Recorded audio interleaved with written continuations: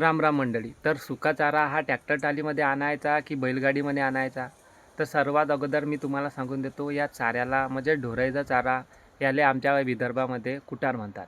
नाव तर ऐकलंच असेल तुम्ही ना, काही जणांना ऐकलं नसेल. तर राहिली गोष्ट हे टालीमध्ये न्यायचं की बैलगाडीच्या याच्यात आणायचा, तर हे सविस्तर मी तुम्हाला या व्हिडिओमध्ये सांगणार आहे. तर चला सुरू करूया. आता जेव्हापासून हे टेक्नॉलॉजी आली आहे, ट्रॅक्टर ट्रॉली आला आहे, तेव्हापासून आमच्या गावात एकही जण कुटार हे बैलगाड्यावर आणतच नाही, या गाड्यामध्ये आणतच नाही. ट्रॅक्टर ट्रॉलीमध्येच आणते म्हणजे जेव्हापासून. आणि याच्या अगोदर जर ट्रॅक्टर ट्रॉली याच्या अगोदर आमच्या गावात सर्व लोक हे बैलगाडीमध्येच आणत असायचे.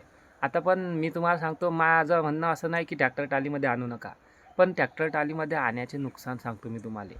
हे पहा, पहिली तर 500 रुपये रोजदारी मजुरी करून घ्या. ते 500 रुपये टाली आमच्या गावात कुटार भरायची.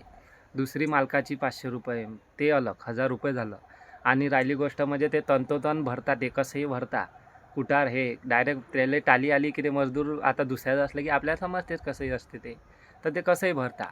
आणि राहिली गोष्ट बैलगाड्यावर आणायची, तर माझं म्हणणं असं नाही की ट्रॅक्टर ट्रॉलीमध्ये आणू नका, पण जेव्हा कधी आणायचं, जेव्हा वावर दूर असलं, समजा आपले बैल चालत नाही त्या रस्त्यानं, तेव्हा ट्रॅक्टर ट्रॉलीमध्ये आणायचं. आणि जेव्हा वावर जर जवळ आहे तर बैलगाडीमध्येच आणा ना, बचत होते ना. आणि दुसरं गोष्ट म्हणजे अजून एखादा कसे आणायचा एक सांगतो तुम्हाला, की समजा आता उद्या पाणी पडणार आहे, अभाळ येला आहे आपल्या विदर्भात, आणि उद्या पाणीच पडते, तर मग कुठार आपलं वलं होईल. तर आजच आणायचं, ट्रॅक्टर ट्रॉलीमध्येच आणायचं, असं ट्रॅक्टर ट्रॉलीचा उपयोग घ्यायचा. आपण काय जाता जाता ट्रॅक्टर ट्रॉली जाता जाता. तर अशाच इंटरेस्टिंग व्हिडिओसाठी आमच्या चॅनलला सबस्क्राईब करा. चला भेटू पुढच्या व्हिडिओमध्ये.